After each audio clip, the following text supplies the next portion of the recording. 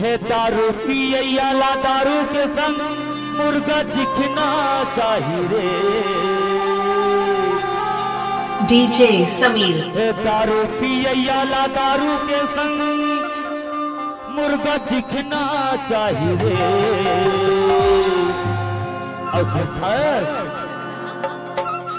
प्यार का रैयाला चोरी चोरी मिलना चाहिए।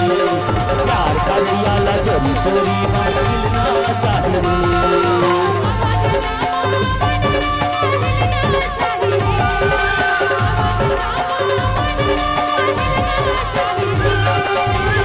डीजे समीर। अरे बता दे।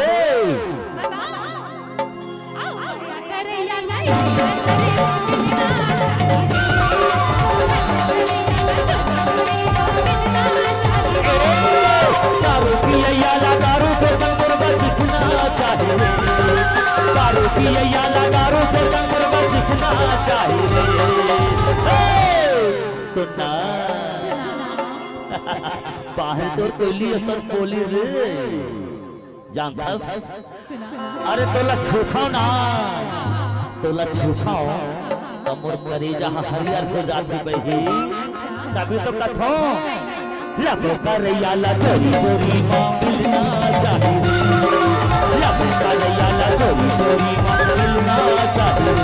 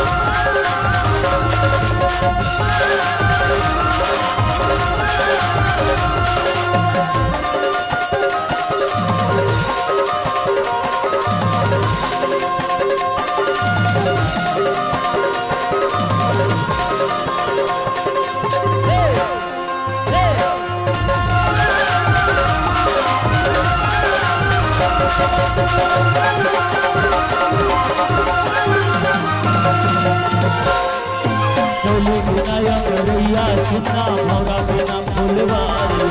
टोली बिनाया रैया सुनना भौरा बिना फूलवारी। और बिना मोर जिंदगी सुनना सुन लेना परम प्यारी। और बिना मोर जिंदगी सुनना सुन लेना परम प्यारी। टोली बिनाया रैया सुनना भौरा बिना फूलवारी। टोली बिनाया रैया सुनना भौरा बिना फूलवारी। और बिना मोर जिंदगी सुनना सुन लेना परम प्यारी। और बिना मोर जिंदगी सुनना सुन लेना परम प्यारी।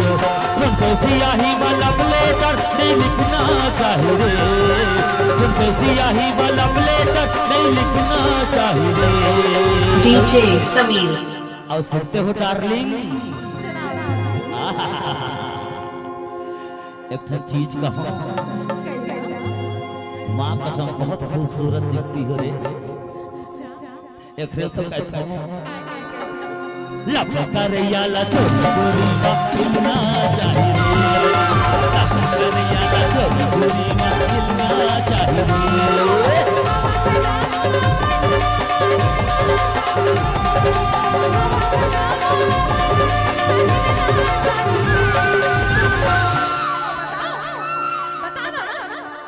बता दे।